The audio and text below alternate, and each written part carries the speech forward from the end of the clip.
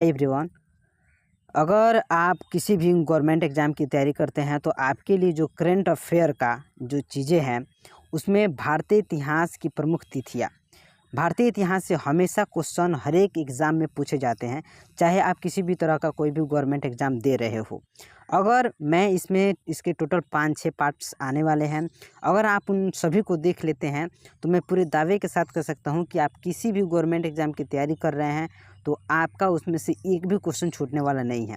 भारतीय इतिहास की प्रमुख तिथियाँ जो है, यानी कि जो भारतीय इतिहास में प्रमुख घटनाएं घटी है, कब से कब तक उस घटनाएं घटी है, कौन कौन सी घटनाएं घटी है, सारे को पूरे हमको लगता है कि क्लास 1 से अगर इसको लेकर चला जाए, क्लास 6 से लेकर के क्लास 12 तक के लिए टोटल सारे इसमें कवर किए गए हैं। तो ये वीडियो बहुत यूज़फुल होने वाली है सबके लिए जो गवर्नमेंट एग्ज़ाम की तैयारी कर रहे हैं, वो चाहे एसएससी हो, चाहे रेलवे हो, चाहे यूपीएससी हो, किसी भी तरह का एग्ज़ाम की अगर आप तैयारी कर रहे हैं, गवर्नमेंट एग्ज़ाम की तैयारी कर रहे हैं, तो आपके लिए ये वीडियो बहुत यूज़फुल होने वाला है।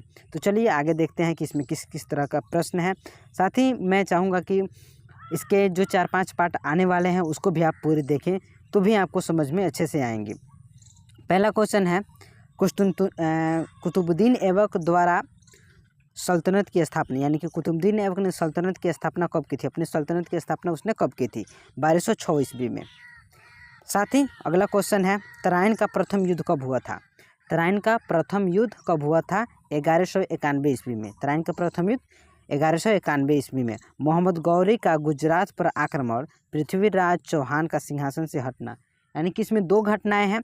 मोहम्मद गौरी का गुजरात पर आक्रमण, यानी कि मोहम्मद गौरी ने गुजरात पर कब आक्रमण किया, साथ ही पृथ्वीराज चौहान का सिंहासन से हटना, यानी कि पृथ्वीराज चौहान जो है वो सिंहासन से कब हटा? तो ये 1178 ईस्वी में हटा, यानी कि दो घटनाएं 1178 में हुई है, मोहम्मद गौरी का गुजरात पर आक्रमण और पृथ्वीराज चौहान का सिंहासन से हटना, दो घटनाएं ये हुई है।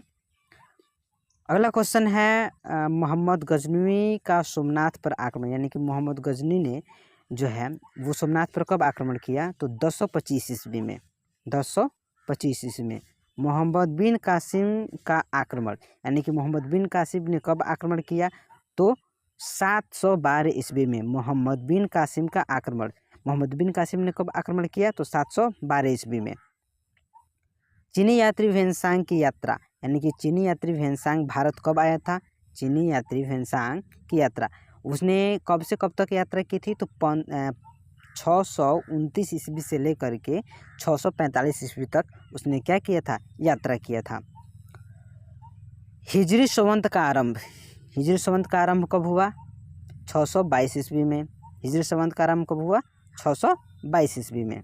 आगे देखते हैं, इल्तुतमिश का शासनकाल, यानी कि इल्तुतमिश ने कब से कब तक शासनकाल किया?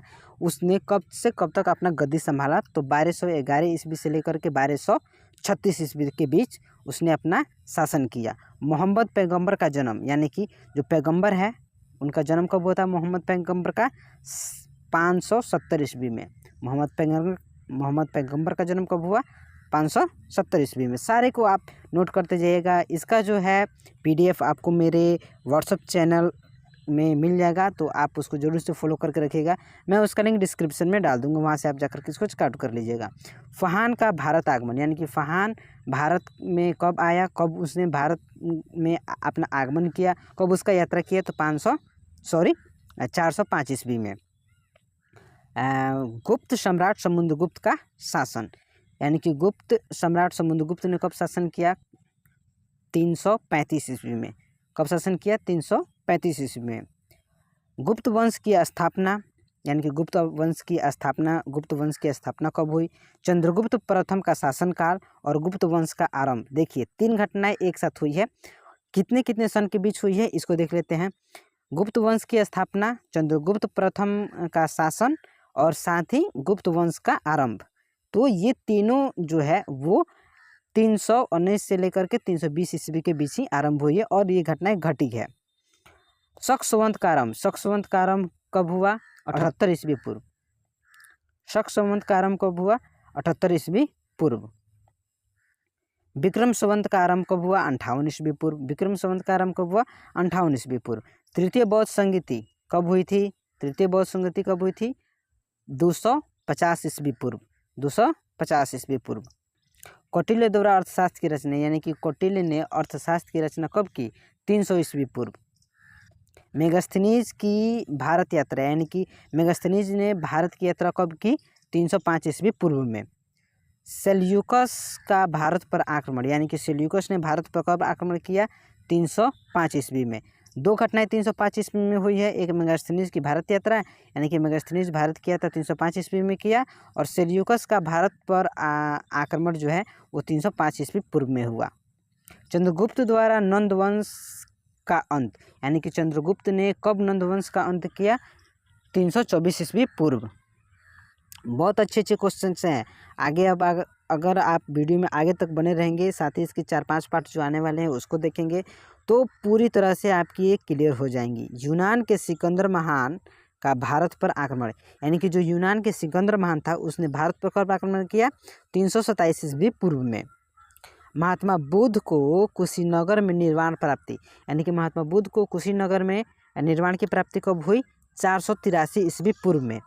यानी यहाँ से एक और क्वेश्चन बन सकती है कि महात्मा बुद्ध को निर्वाण की प्राप्ति कहाँ हुई? कुशीनगर में। महात्मा बुद्ध को निर्वाण की प्राप्ति कहाँ हुई? कुशीनगर में। यहाँ से एक और क्वेश्चन ये बन जाएगी। ऐसे ही बहुत सारे क्वेश्चंस आगे आएंगे, आपको देखने को मिलेंगे, जो बहुत ही यूजफुल और बहुत ही अच्छे क्वेश्चंस है। हिस्ट्री का समझिए कि एक निचोड़ है ये। महावीर स्वामी का पावा में निर्वाण को प्राप्त होना, यानी कि महावीर स्वामी का निर्वाण की प्राप्ति कहाँ हुई? पावा में। कब हुआ ये? तो 468 ईस्वी पूर्व में। अशोक महान का मगध पर शासन, यानी कि अशोक ने मगध पर शासन कब किया? 273 ईस्वी पूर्व में।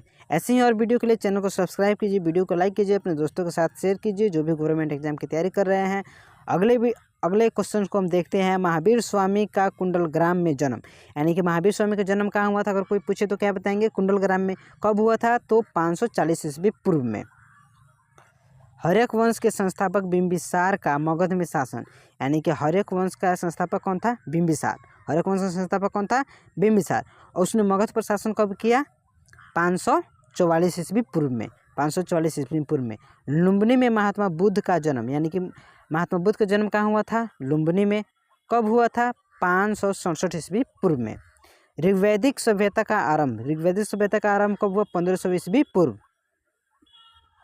आर्यों का भारत आगमन, यानी कि आर्यों का भारत पर आगमन कब हुआ? यानी कि आर्य जो है वो भारत में कब आए? 1500 ईस्वी पूर्व में।